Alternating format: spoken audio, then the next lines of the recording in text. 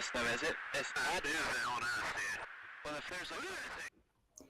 Welcome to Bitcoin Live, the bigger picture with me, Nick, and with my colleague, co-pilot, Sid. Welcome to Bitcoin Live. Sid. Hey, Matt, how are you? Yeah, well, I'm okay. I'm still a little bit chaotic. My house is a mess. I'm finally back home, so that's the good news. Welcome back home. Thank you. It took very long. I'm Oh my God. surprised. Yeah. Yeah, it's more than 2 months. So Yeah. I don't know. Is it Europe thing that everything is so slow? Because in North America, if we have an issue like that, they just resolve it in a day. We don't even have to move out.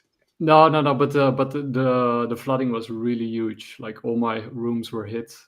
Even the kitchen was like flooded all over, and it needed to dry, right? So there were these big industrial dryers were in my home, and they dried the entire apartment for like over 4 weeks. I think 5 weeks in total before it was dry. Okay. And then it took another week before things got started. And then once they got started, it was over really quick. But then you have to sort of move back in, and it took also a week before the dryers were in. So anyway, I won't bore people with the whole process, but it was like So I'm busy unpacking. My whole house is full of books. I've been sorting them out and putting them back in place. Oh, I hope your books were not damaged in the flood. No. They were high up. So great. All my stuff was high up, so it was just the cupboards and the bookcases. Those kind of things were hit. Awesome. Yeah, so that way I don't have prepared too much. I did prepare a little bit. We're going to talk about AARO. We're going to talk about geopolitics a little bit. Yeah. We're going to talk about UFOs and especially UFO denial. So where do you want to start, Sid? Well, let's start with your preparation. Whatever you prepared first, we'll go with that, and then after that, we'll take over. Okay. So let's start with geopolitics. We already covered this a little bit last time about, for example, why they went into Iraq. But I came across this clip from Alberino, who's a really good researcher, by the way. And I didn't know this fact, but maybe you noticed it. Maybe you even mentioned it before, but I didn't. So I think I got the right one here. No, the other one. Right, sorry. This is the wrong one. See, I prepared. So it's good. This one. Okay, let's go. All right. I believe that's the last in episode 3, but Tom Horn told a story about how he had received images that he was able to view on his computer of that operation, recovering the body of Gilgamesh or of some other giant, and he actually saw the photographs of military personnel, government personnel, carrying out a large sarcophagus out of the museum and loading it onto whatever they were loading it onto at the time. I don't know if they were loading it onto a helicopter or a Humvee or something. And shortly thereafter, Tom's house burned to the ground. He tells that story. He's told that story multiple times, but he tells it in our documentary series. So I do believe that there were the remains of giants still preserved in Iraq and in Afghanistan. It would not surprise me if part of the operation, if part of that war was to recover those artifacts. I wouldn't say the primary purpose of the operation, but I would say it as an ancillary to the primary purpose of the operation. We were very interested, and when I say we, I mean elements of the deep state. We're very interested in. Well, anyway, they sort of go back and forth. It's a very interesting interview from Timothy Alberino. He's the one who actually went to Peru a couple of months ago. with some special forces friends, and they provided resources and help, but also did a lot of interviews with the people who were there when you had that incident with these strange beings that were flying around the place. Yeah. We should definitely do also a show on that one. Yeah, because I want to follow up with that, because it was a big news, and then suddenly all the attacks stopped and no news out of that. So yeah, we need to go back and see what's the progress in that scenario.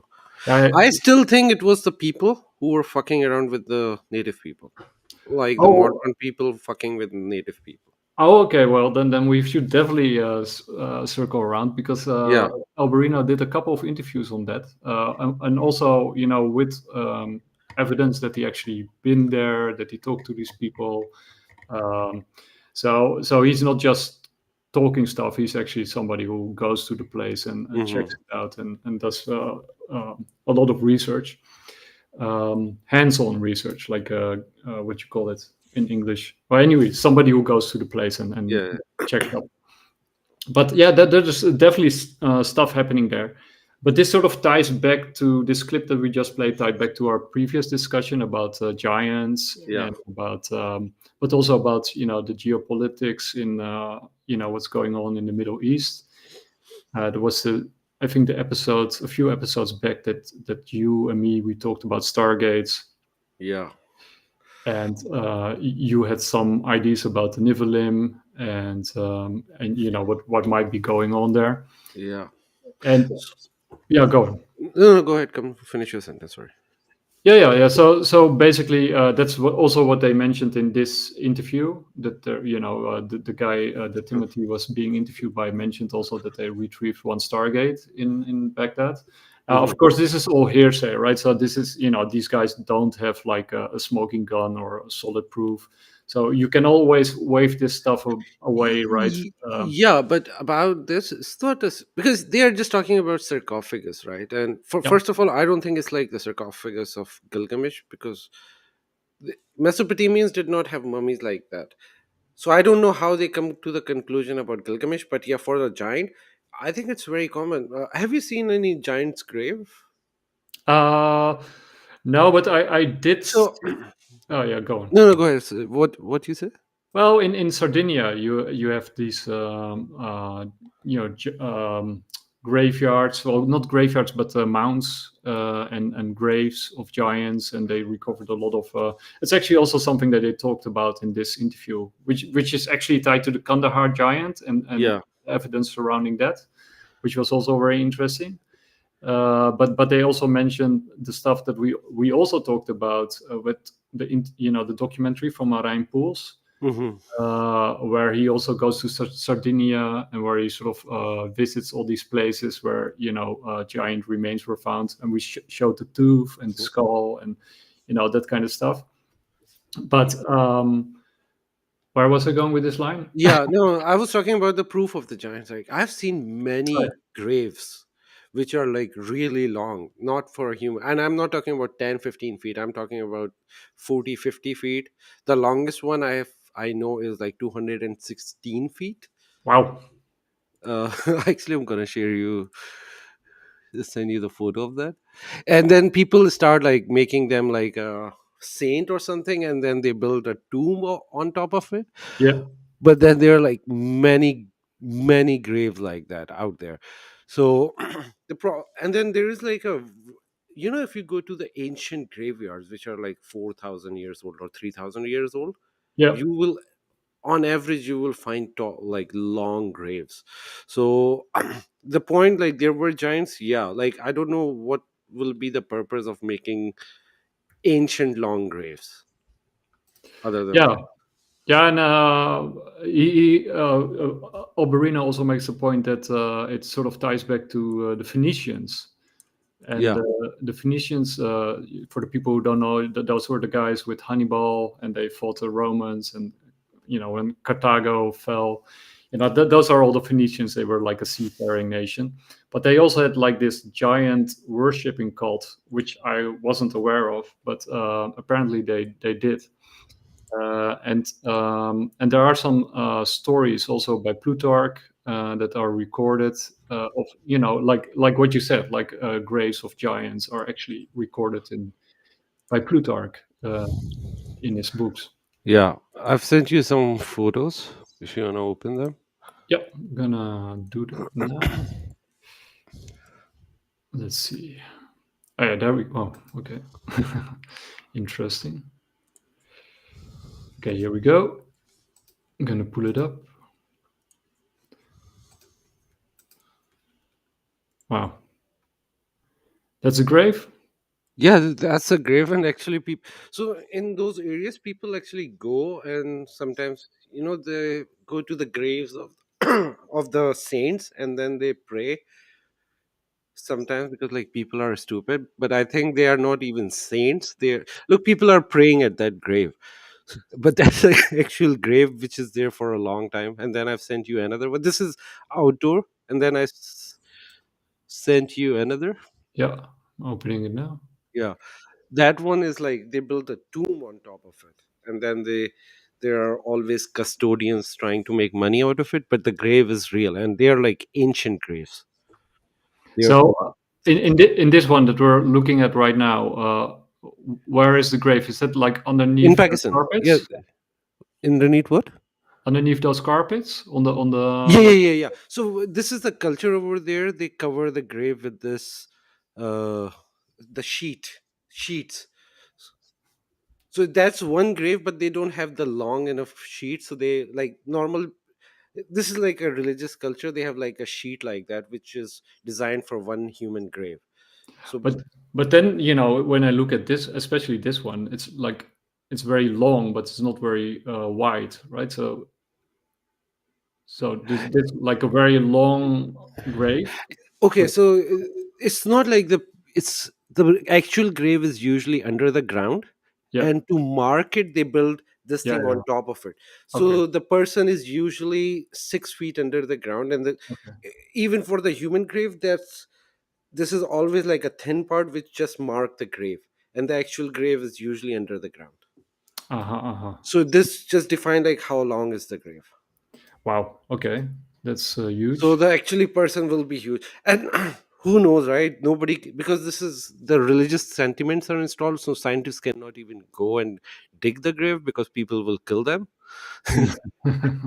But the point is the mark of this grave is very very long, and the point is like wow, there was something, and when it was built, there was not a big civilization. I think it's 2-3 thousand years old. Like Pakistan and India didn't even exist at that time. That region existed. There Yeah. were that's the thing, and now they call it a grave of a prophet, but no prophet was that tall, right?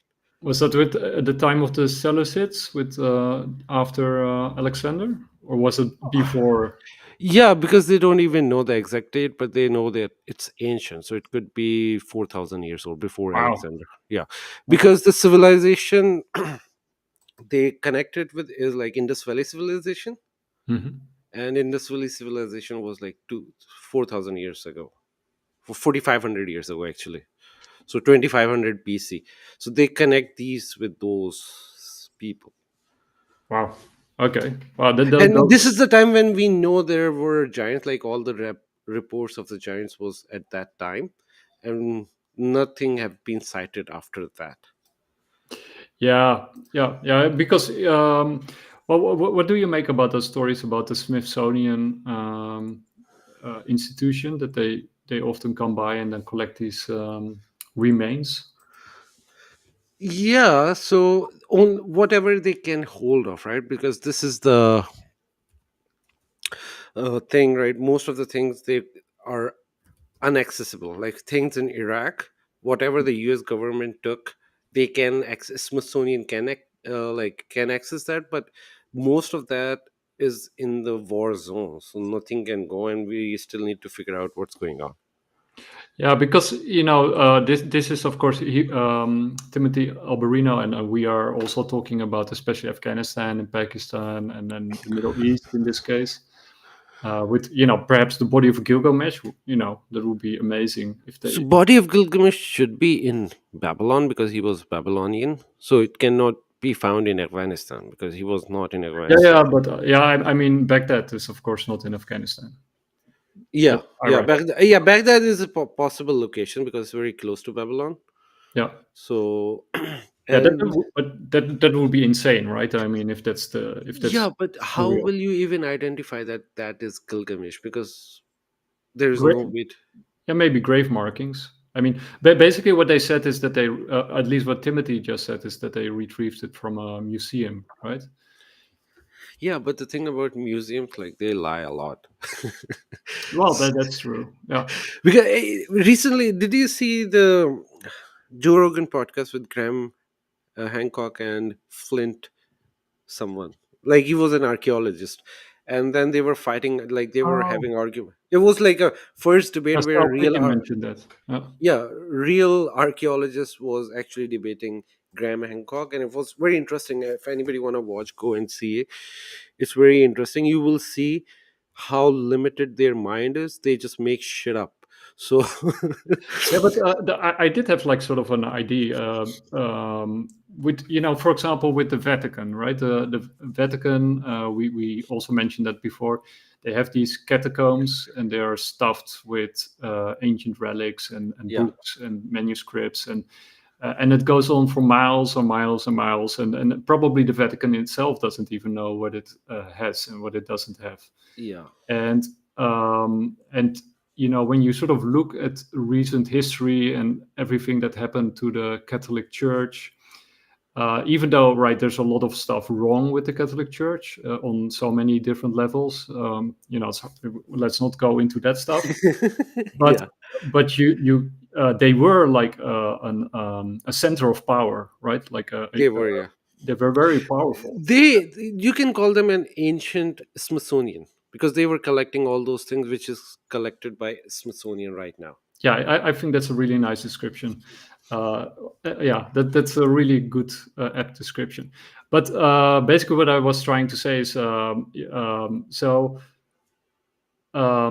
you could sort of say that the stuff that happened with the Catholic Church resembled a lot of the stuff that's happening right now around us. Like the Me Too, the woke culture, the anti-cigarette. The in Holland we have anti-Sinterklaas. You got all these sort of strange things that seem to be happening from out of nowhere, where suddenly stuff blows up out of proportion. Like it's almost like they go viral out of the blue, right? Yeah. So these sort of issues come from out of nowhere, and they blow up and become global, almost global in nature. Yeah. And they in my opinion, I think they are very unnatural. Like they don't feel organic, or if it was organic, it would take like a long time, and it would sort of manifest slowly, Mhm. and and these things just suddenly appear out of nowhere and blow up and turn societies upside down and inside out. And Yeah, but the pattern is similar. Like it's yeah, this. It's like history is repeating itself, and stupid humans are not even learning what's going on. Like you need to learn what happened in the past to prevent that from happening in the future. But we are literally following the same footsteps, which leads towards a destruction. yeah, okay, but I mean, we all know, like Robert Malone and so many others. They went and did a whole book about fifth generation warfare, Hmm. and how sort of the next battle lines are the human mind. And so basically most battles right now are not fought on a battlefield or whatever. They are actually fought with memes and IDs, and basically you win the battle before even firing a shot, right? So Yeah, but that's not true because what's happening at the same time, real people are fighting and real people are dying at the true, same yeah. time, which people who are not in those areas, we are fighting the fifth generation war. Yeah. It's like everyone is involved, but in different level. But yeah, Yeah. and what I see, every battle start with that. Like every war start like that. We have small battles which are happening right now, and then suddenly that battle turn into a world war. This No, is no. literally happened in World War One, World War Two, and all other like 100-year war. It start slow. It's not like everything gonna happen in one day. Everybody will declare, let's go to the war. It's just small things accumulating, and then you just find yourself in the shithole. And this is what I see what's gonna happen. Like, and especially after the Biden passing $9 billion aid bill, it's gonna fire like back at our asses. Like it's going in the wrong direction. Anyway, we'll go to the current affairs later. But the point is, what you were saying, that there is, what I always think, there is a secret government which is trying to control, and they know, they already have like few patterns which they receive. Like let's just say we are, Earth is a chessboard, and the two people are playing good and evil. They are playing the same moves, and even though we have free will, but we don't even use that, we just play it in other people's hand. This is what happening, and we are not learning. Some people are waking up more than before, but still, like, even if they wake up, they just realize, like me, like, yeah, shit is going on, but we can't do anything. We should be able to do it, but we are not doing anything.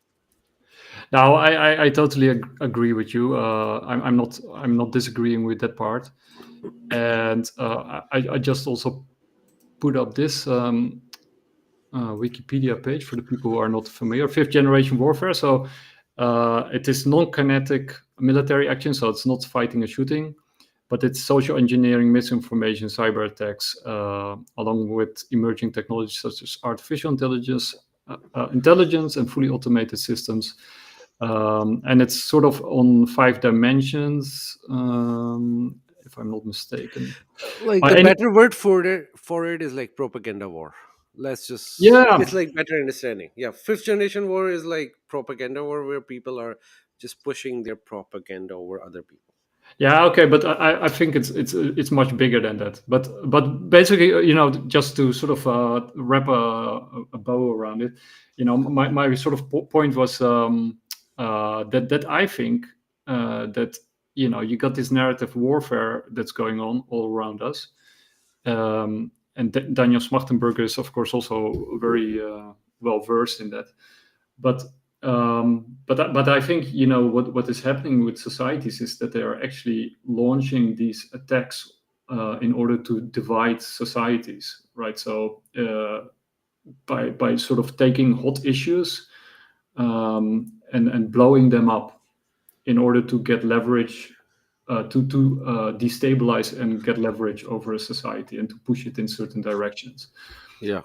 So and to tie it back with the Vatican, I think even though there's a lot of stuff wrong with the Vatican, I do think that they weaponized the issue against the Catholic Church in order to destroy it, in order to destabilize it and take it over from within, Yeah. and to take that player out of the game and to consolidate power.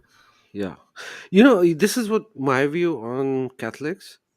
They are not like the angels, but they were the player on the good side. And we need that piece on the chessboard. We cannot eliminate that and assume that we're going to win this war. No. We need Catholics. We need like all the chess pieces, because with all their faults, there is some good in that. And we need them Yeah, back in our lives. Like eliminating a church is not a good idea. We need to keep the church. yeah, and also I think regardless of what people think about these issues and the church or belief in general, I think you should also think about it from a geopolitical standpoint, like a balance of power, right? So Yeah. the idea of a balance of power is that you need as many players on the chessboard as possible in order to sort of get a balance, right? Yeah. And to maintain the balance. Because if you eliminate all the players on the chessboard, which is happening right now, you get only one player left, and that player will win the game, right? And Yeah. will take complete control. And I think, that's something that we see happening around the world, that they're taking out players on the chessboard. And Of this is course, new where the players are emerging also, but yeah. yeah. No, but this is where the Project Bluebeam will come in, because where they gonna fake the fake Jesus, right? The fake second coming of the Jesus.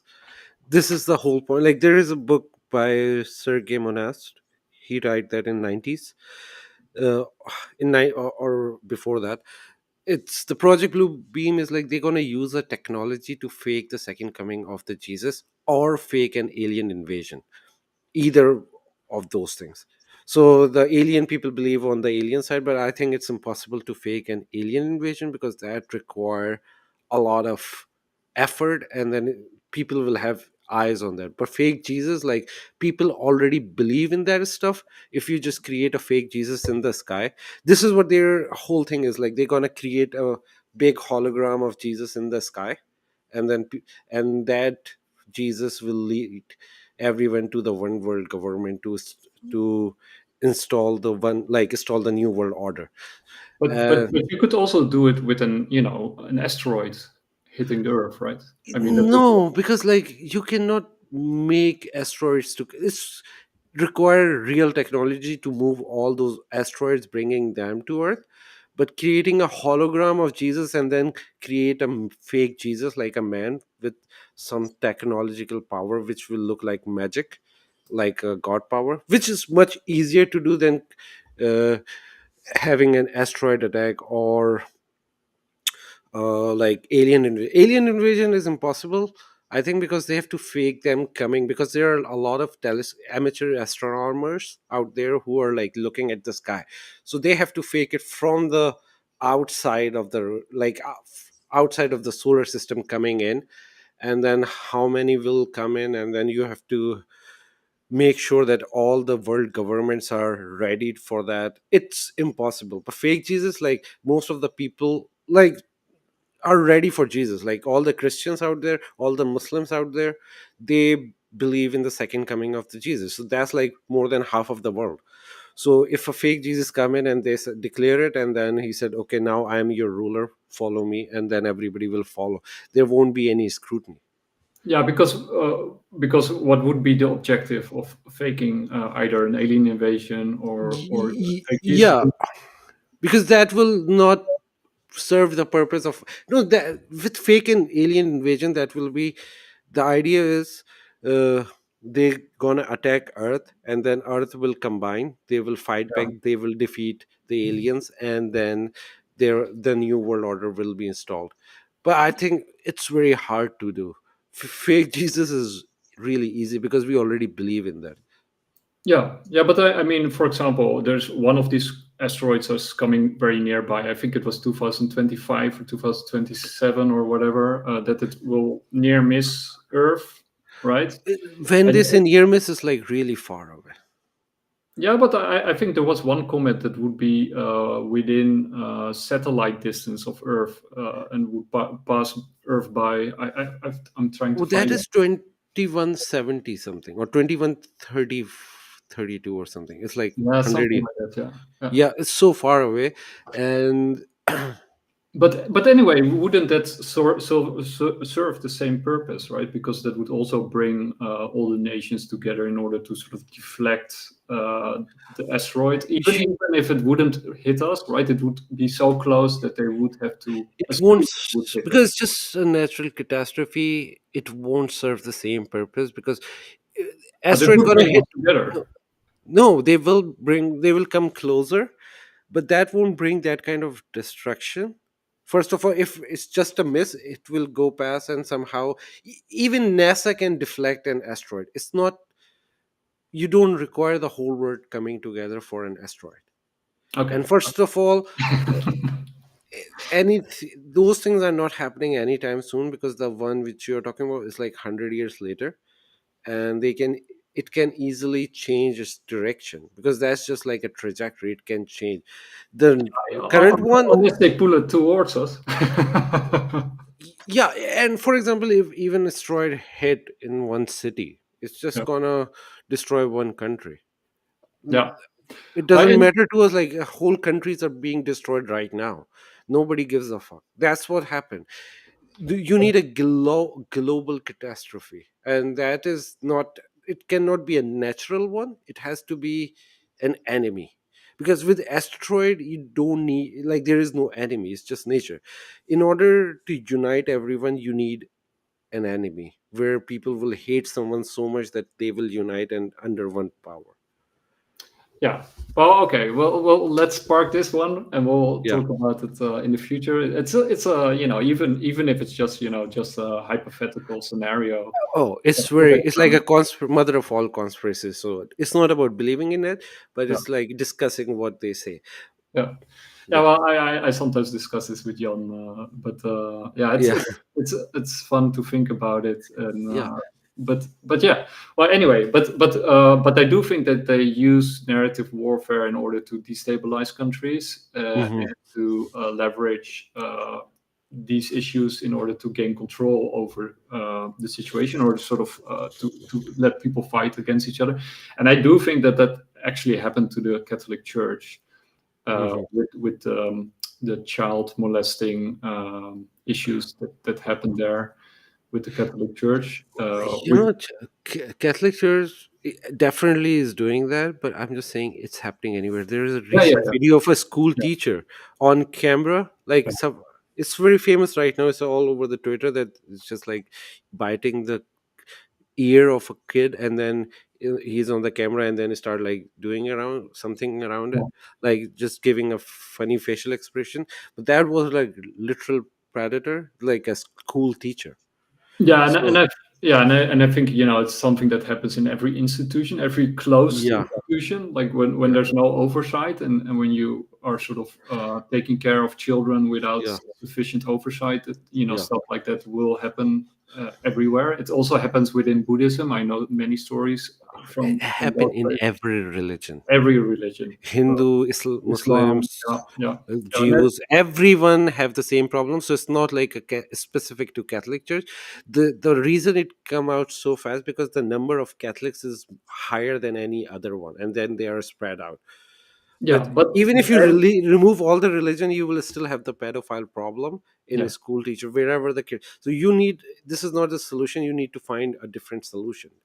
But Yeah. I think they sort of had this issue that they could easily leverage and blow up out of all proportion, because Mhm. it became really huge.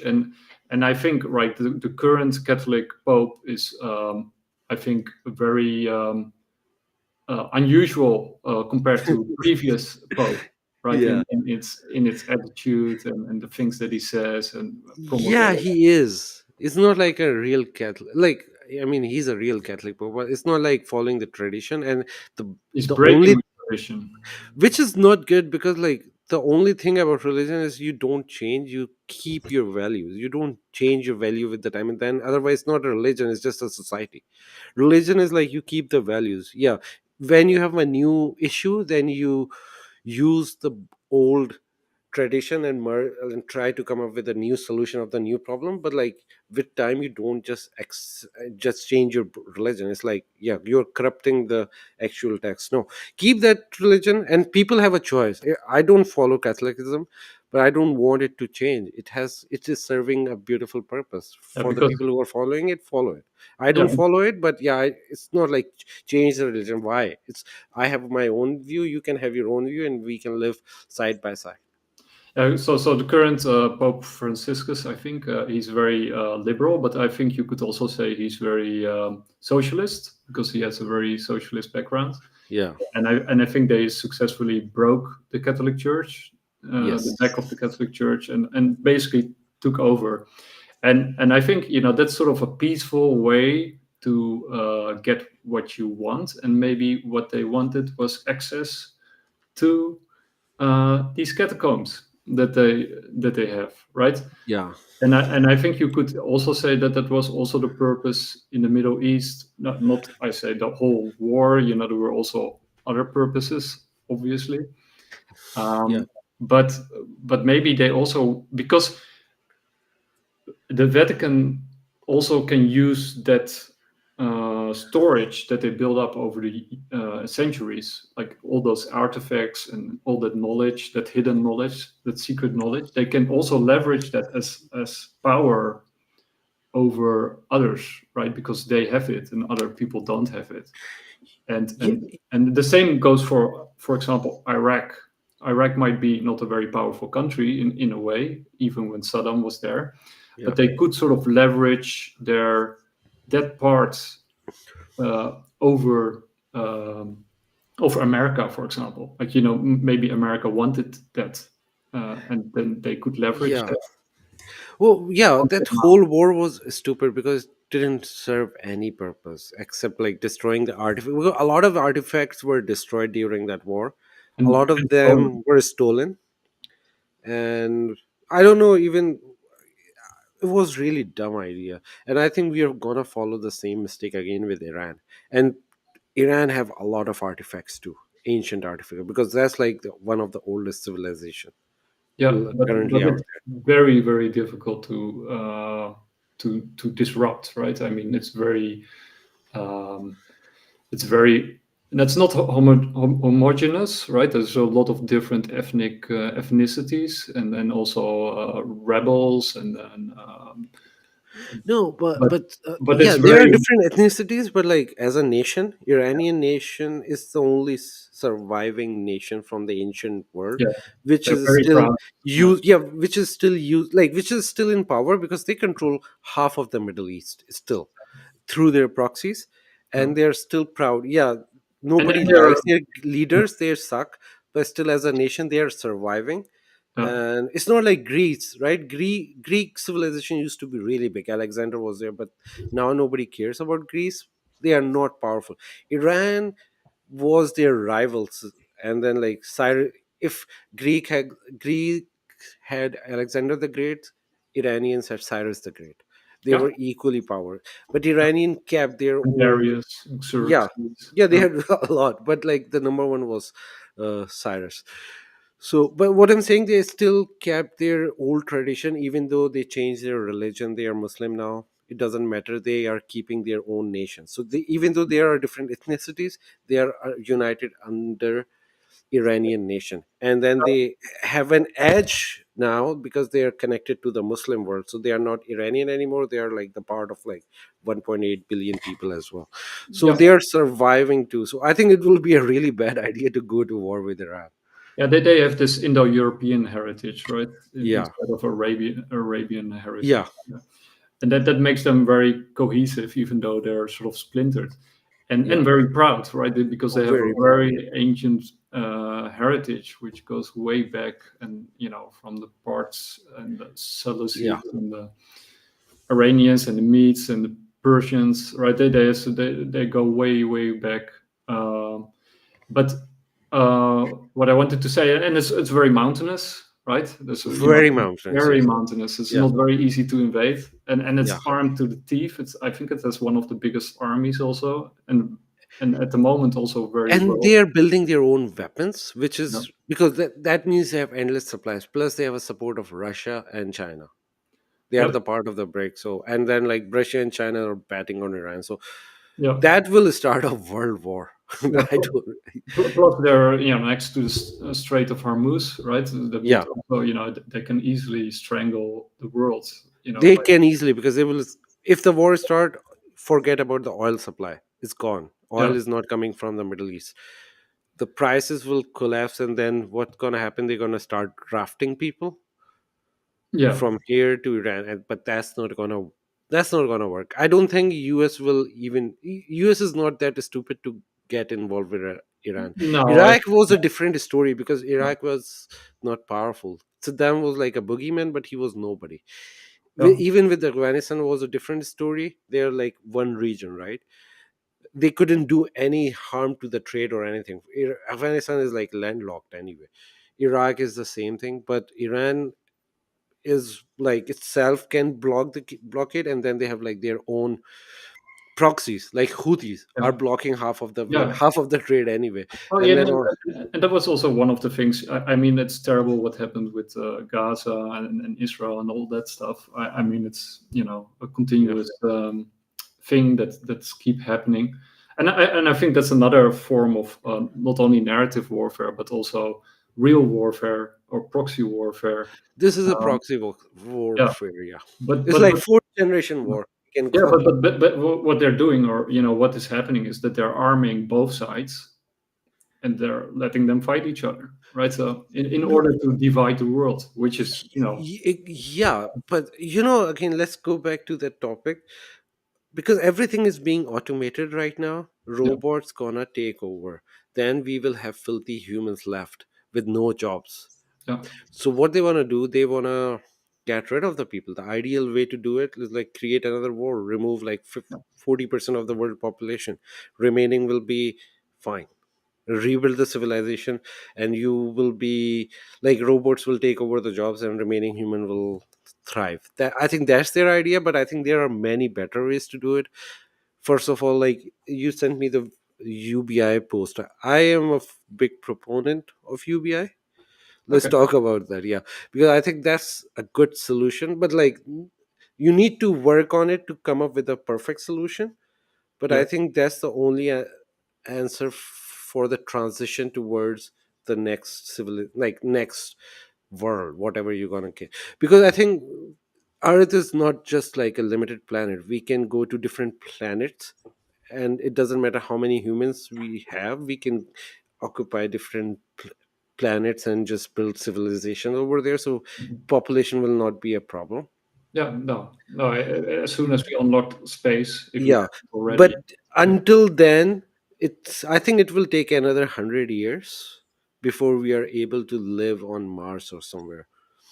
perhaps, Before we can actually move at least like billion people in Mars. So until then, we need a intermediary financial system where you get like money to survive, and you get like your basic needs are provided, and then you work to get more. And yeah, I think blockchain will play a good role in that. Like you can create a new currency. It's not okay. So I'm not talking about CBDC because CBDC is a yeah, whole yeah, different thing. Yeah, I yeah, am totally against that. But UBI, you can create something with no strings attached. People will get every month.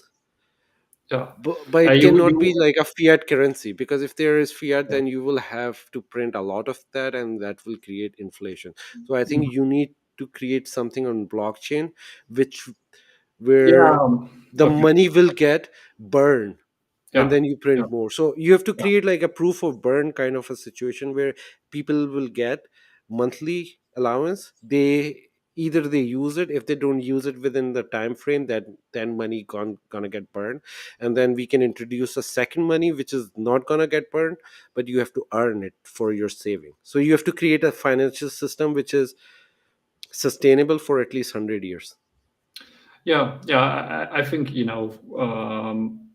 I think Bitcoin will be sort of the foundation of this new world. Hmm.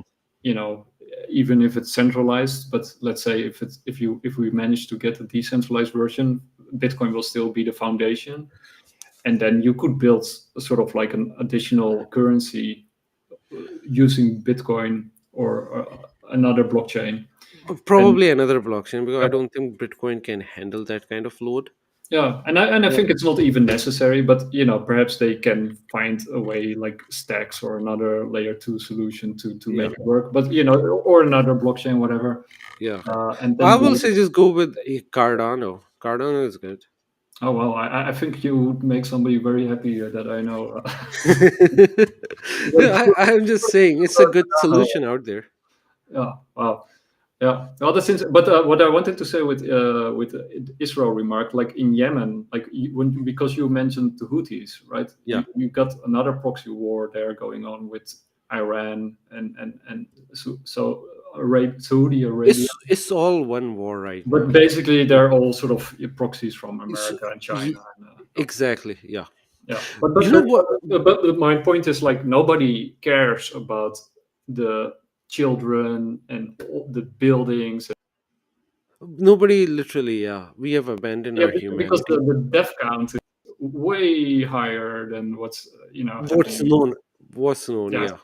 off the charts. Like and the children and the atrocities. Like but nobody cares about it. or at least very few people care about Very it. few people. Few people do care about it, but not like the big powers. So Yeah, what my idea is? They want to involve US in this war. So they move. Basically, China wants that if US get involved with Iran, they have to remove their battleships from Taiwan, and they will bring it to the Middle East. The moment they do it, China will invade Taiwan, and poof, the whole game is over.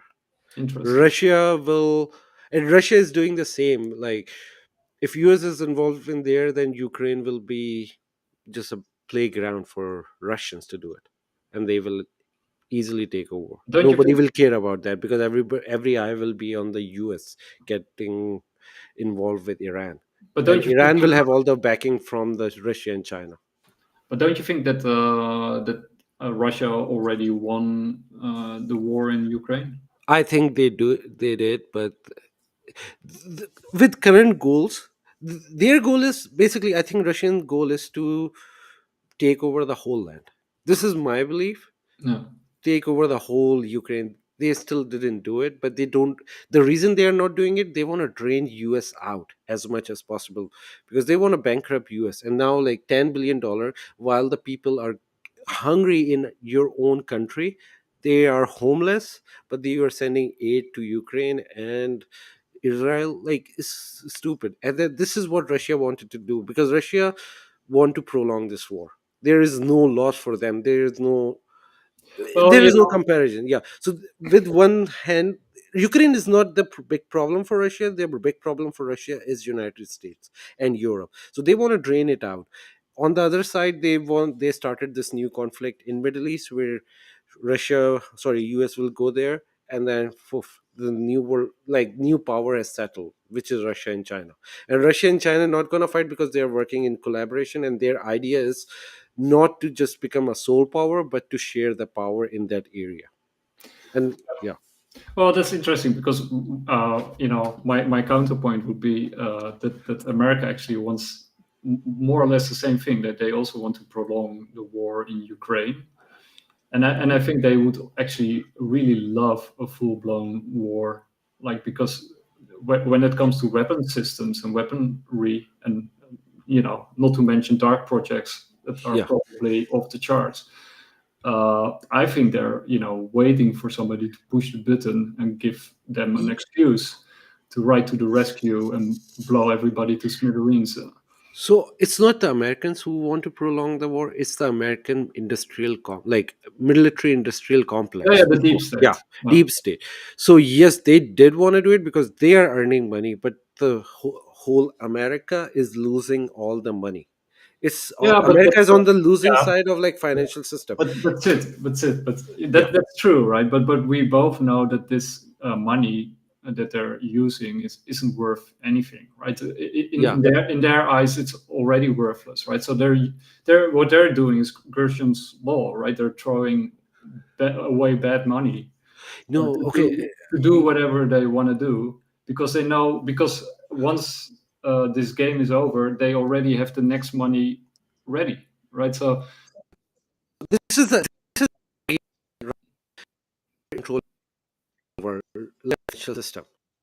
All the trades are collapse the dollar, so they're already building their own stable coin right now, backed by gold bricks. Yeah. But to dethrone dollar, it's a big problem. So what they want to do to maximize the damage to the US dollar, and one of the way is to get them involved in the war. They will keep sending aid and they will keep printing it, and slowly they are transitioning towards their next big thing. But it's not a US thing. It's like US will be the losing end on that. China and like the whole BRICS, they are going to implement their own currency. but This is my idea. Yeah, no, I think your idea makes a lot of sense. But then it's kind of, funny is not the right word, but kind of ironic that probably their their goals are similar and aligned, right? Because I think so basically the American deep state is calling the shots anyway, right? It's not Biden. So so they align then with those of China and Russia, right? So from both ends, they want to keep this war going as long as possible, because America or the deep state is actually fighting a war against people, right? They're Yeah. fighting a war against European people and American people, in order to sort of turn them into feudal slaves. Yeah. In the new system, and of course that they have an excuse, because then when the system blows up, they can blame China and Russia, and like you say, they also need a meat grinder in order to to get people involved. Hmm. But they also wanted a green transition, right? So then they say, okay, we cannot use we cannot use natural gas, we cannot use oil, because it's comes from dictatorships and blah blah blah. So we all That's need, all like, bullshit. yeah, That's that's yeah. total bullshit. But Yeah. then you can create these moving prison systems like Yeah. Teslas, and So just to address that point, both sides want to prolong it. It's true. Just take an example of a chessboard. On one side we have United States and Europe. On the other side we have China, Russia, and other yeah, they're like proxies. So the point is they both are playing the same game. yeah, Eventually one will make a mistake and other yeah, will win. So that's yeah, why the goal look the same. Yeah, because they're playing the same game. But yeah. eventually the one power mind is like to make dollar powerful again, other one is trying to dethrone the dollar and bring their own power. Well, but I don't think America wants to make the dollar powerful. I think they want their new monetary system. They want to introduce a new monetary system. I think they would be That's okay. the backup plan, but they want to continue the system which is already in place right now, because it's already to introduce a new system for America is not an easy thing. For BRICS, Oh, okay, yes. that's true. Yeah, for Yeah, BRICS, yes, because they want to get out of this dollar power, because that's not their currency. They are like slaves to the system. But for United States, it's a whole different thing. They are the masters. So they want to get out of it, and they don't want to end the system. Yes, they have a backup plan which they will bring, but for now it's not like the best idea, but it's not in favor of US to lose the power of the dollar. And no, once you true. are out of it, yeah, Middle East will make their own currency, everything will be a whole mess.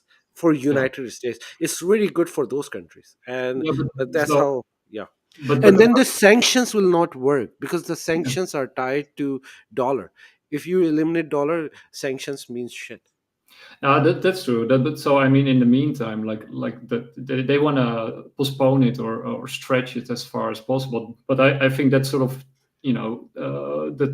that works with what you're saying, because that's also what Russia and China want, right? So they want these wars. They want more and more proxy. And Yeah, even if they don't want that, they will erupt because of the system. The system is dying, right?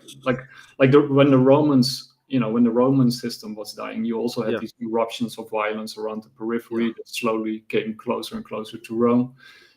So as the sort of the system starts to decay, you see the periphery wars erupt, rebellions, whatever. People become discontent, yeah, and then it slowly moves inward. But I think America is sort of, or the deep state is waiting for the wrong move in order for them um, to present yeah, to the solution, yeah. and also to ride to the rescue and to test the new weapon systems and all that kind of stuff. And in the meantime, to empty out as many people as Yeah. possible. It's not even about the weapon system, because we already have a power to destroy each other. No matter how powerful you make, we already like we have that power for a long while. So even if you build a new plane or something, it doesn't matter. They both have nukes. The balance of power is there in terms of weapons. So weapon, and none of these countries want the war in their own soil. Not US, not Yeah, China, not they Russia. want it in Europe. They want in Europe, Middle East, even in Ukraine. But it's Yeah, even Russia and Ukraine. Russia is not losing any territory. It's the other yeah, way around. So the problem over here is they are just trying. That's why they are playing the same game, and they just playing a boring chess game where one of them will make a mistake, and the moment the other one will make a mistake, checkmate. And I don't know how long it's gonna play, but they want to prolong it. yeah. Usually it takes quite a bit. Yeah. Yeah.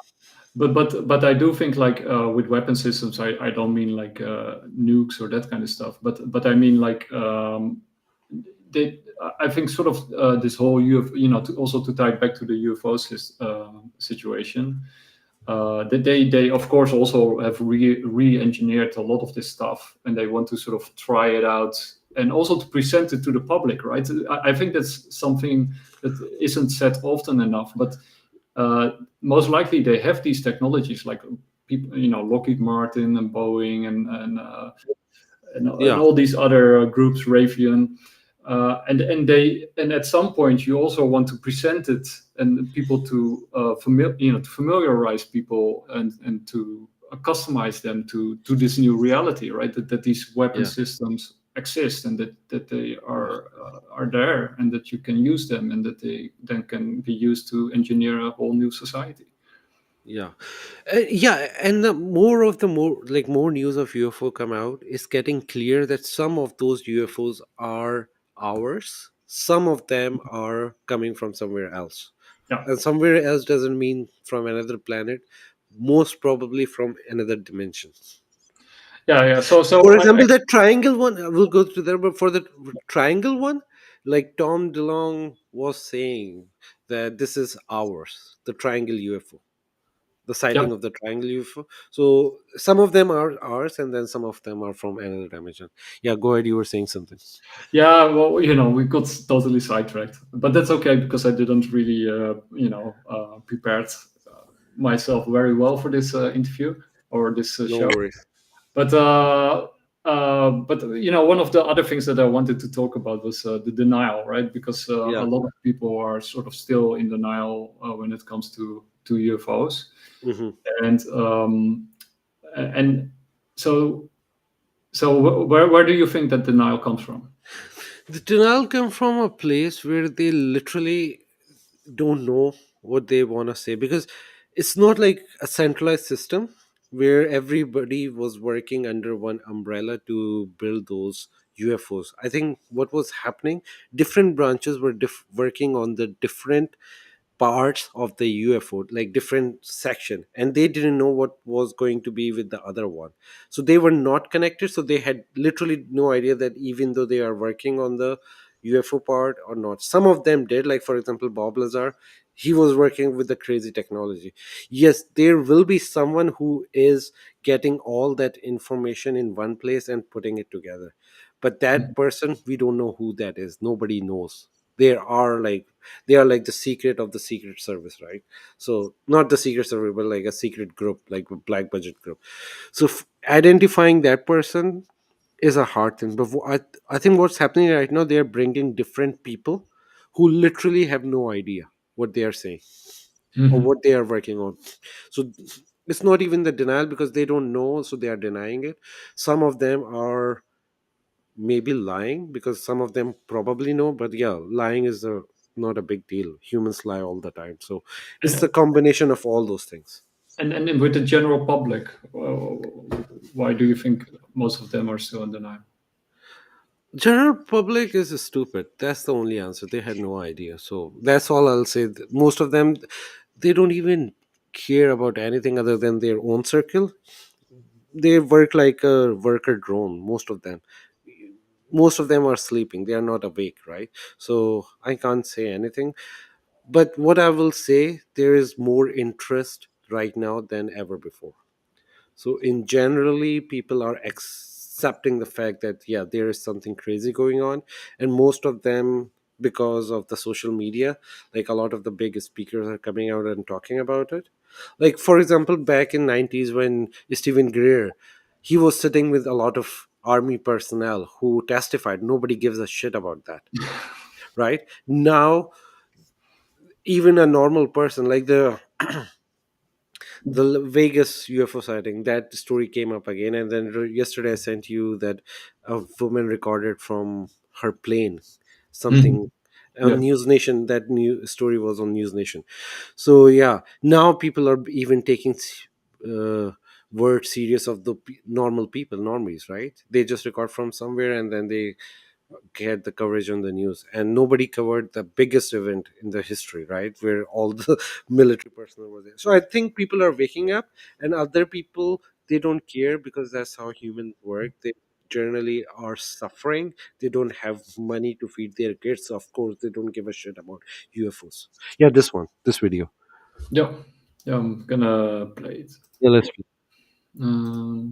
Cylinder-shaped object zipping across her line of sight near LaGuardia Airport. Was it a bug inside the plane, maybe? Well, she played the video back to look, and no, it was not a bug. Whatever it was definitely outside the plane, and it was flying on its own, and it was really, really fast.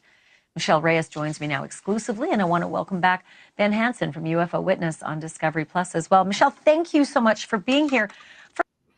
Yeah, I don't want to play too long. Because, news senders are often very, tricky. Yeah. But you basically saw a UFO fly really quick. The actual video is so fast you just don't see it, but then they use, like, I don't know, the other guy, Hansen guy, he analyzed it and he slowed it down using high powered GPUs or whatever they use. So, and then we can see it's a cylinder shape UFO, like a tic tac, but it's not white, it's black. It's like a tic tac, right? Yeah, or what? Yeah, could be anything really, but something long and cylindrical. Yeah, tic tac was the description of that, like a cylindrical shape UFO. Yeah. So it could be. You also have these high-speed weapon systems that they have nowadays. So people. Yeah, but weapon system are fast, but they have a propulsion. They usually get like a fire coming out of their asses, so you don't see that here. And then they create a trail. Yep.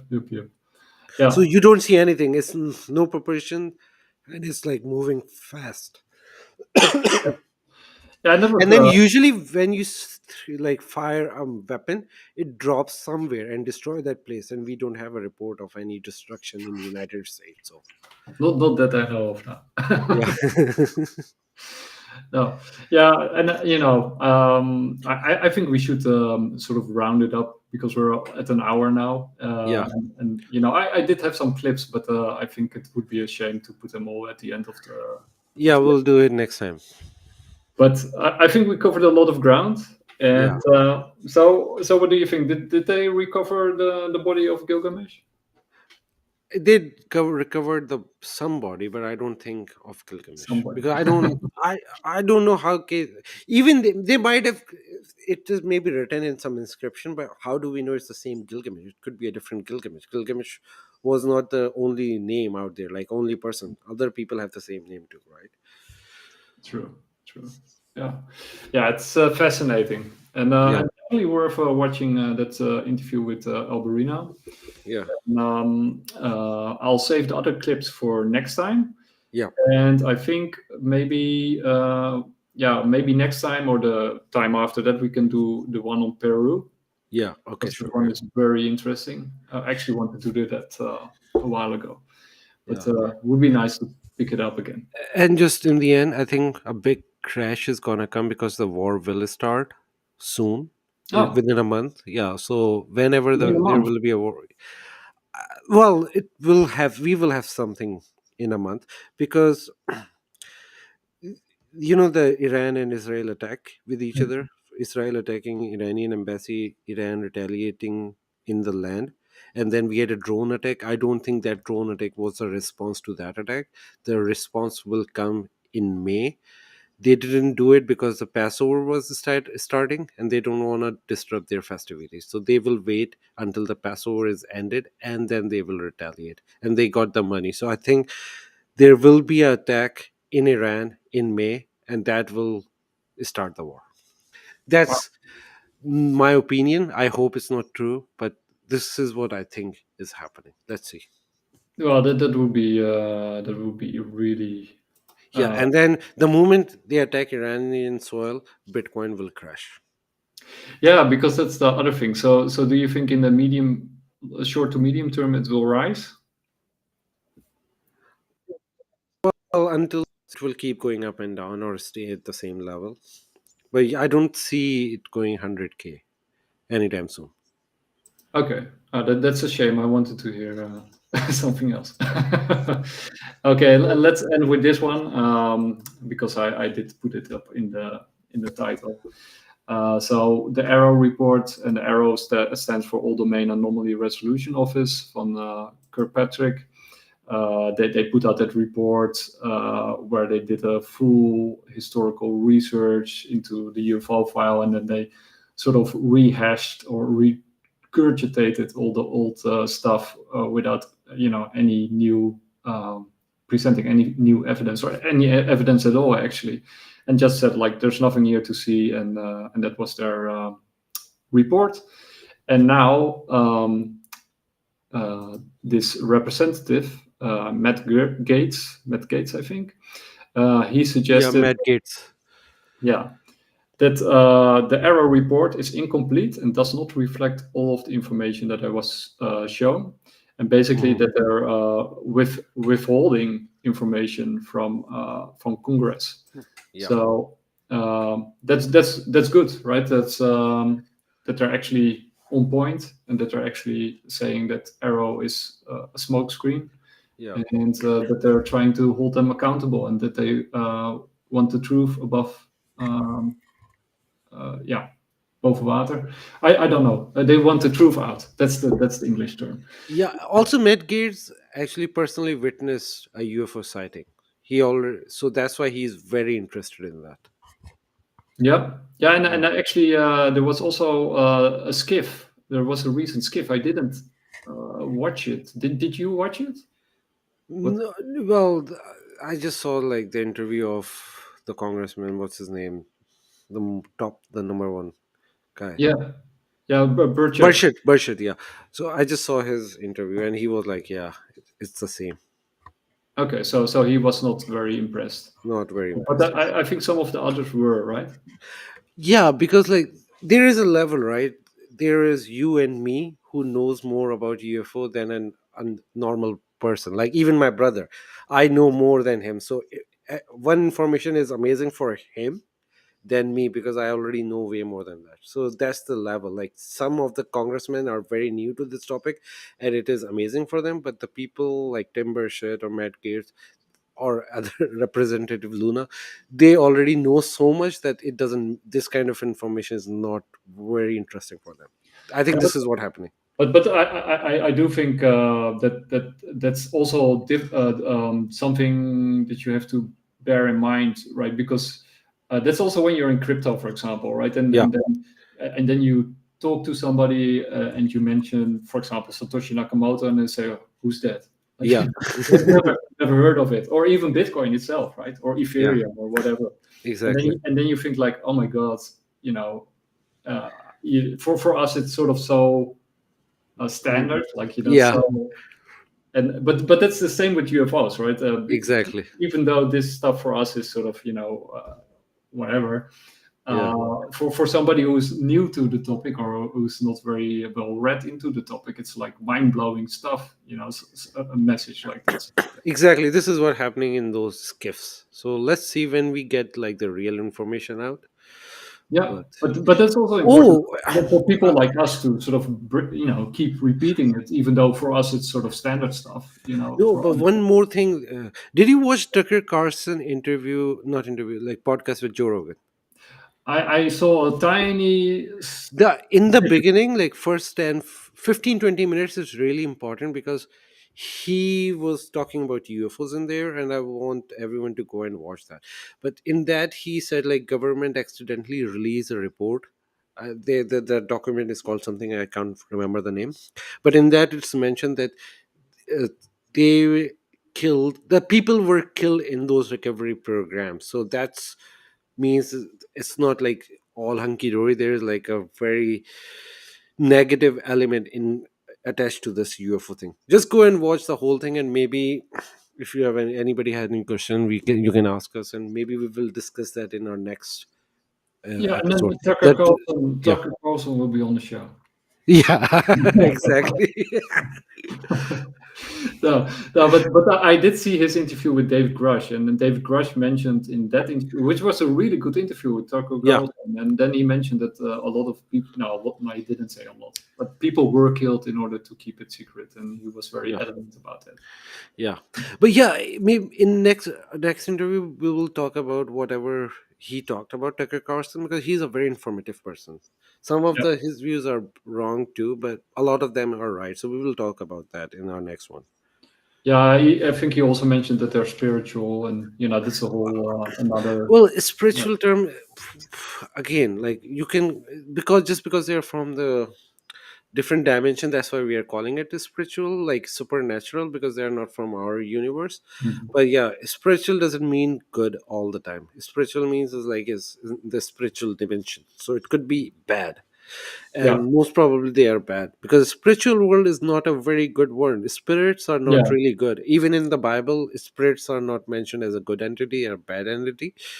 So yeah, be Uh, probably from there we are getting those things, and I yeah, think yeah. yeah, and spiritual is also a very sort of religious term, right? So it could mean anything in basically. It yeah, and it's not. It doesn't always mean it's good. It probably means it's bad, because every time you read about spirits in any religion, at least the main one, you will come up with the conclusion that those spirits are not good. Angels are good, but not the spirits. The spirits are always like the bad entity. Oh, you got some good ones, sprites and gnomes. Yeah, but most of them, and then mostly like spirits.